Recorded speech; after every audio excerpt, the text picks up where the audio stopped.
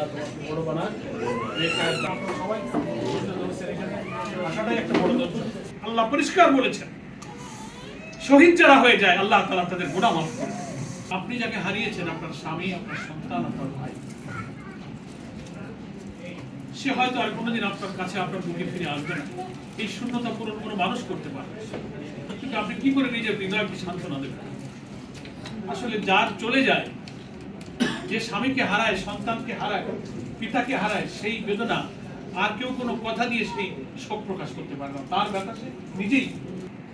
আল্লাহ পাক কোরআন মাজিদে, যিনি আমাদের রব, যিনি আমাদের সৃষ্টি করেছেন, যিনি আমাদের হায়াত মওতের মালিক, তিনি বলছেন যে মা আসাবা মিন মুসিবাতিন ইল্লা বিইজনিল্লাহ ওয়া মা ইউমিন বিল্লাহ ইয়াহদি কলবু।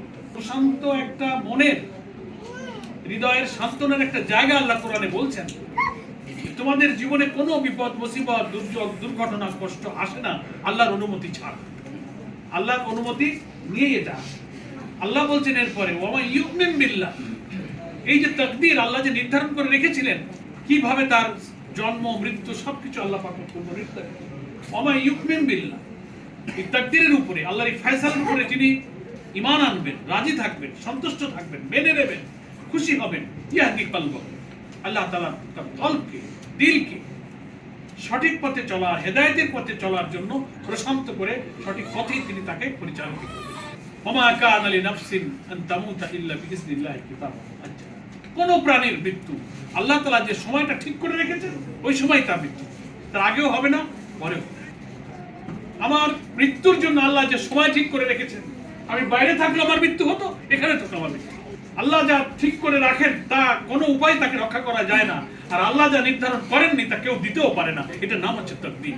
আমরা এটাকে বিশ্বাস করব, তাহলেই মনটাকে কিন্তু প্রশান্ত করা যাবে। আপনারা, আমরা যে বিচার চাচ্ছি, বিচার শুরু হয়ে গেছে আলহামদুলিল্লাহ। যে লোকের নির্দেশের কারণে এতগুলো খুন হলো, আপনার স্বামীকে, সন্তানকে, আপনার কলকে খালি করে দিল, আল্লাহ তার বিচার নিজে হাতে শুরু করে দিয়েছেন। আপনারা, আমরা বলতাম যে এই মহিলার কি করে বিচার হবে, একটু কি এর পতন দেখে যেতে পারবো না? কত মানুষ সে খুন করলো, এবারেই না 1000, কিন্তু এর আগে 15 বছরে কত হাজার লোককে সে খুন করেছে। সবাই ভাবতো এর কি কোনো বিচার হবে না, কিন্তু এমন বিচার করলো। দুনিয়ায় বহু স্বৈর শাসকের পতন আমরা দেখেছি। তারা দেশে থেকেছে, মারা গেছে, জেল খেটেছে, রাজনীতি করেছে, পরাজিত হয়েছে, মাপ চেয়েছে, কিন্তু জনগণের উত্তাল আন্দোলনে পালিয়ে যায়। এত অপমান, এত লাঞ্ছনা নিয়ে এসে গিয়েছে, এবং এখন সমস্ত খুনের মামলা ওই শেখ হাসিনার বিরুদ্ধে শুরু হয়েছে, সারা দেশে শুরু হয়েছে।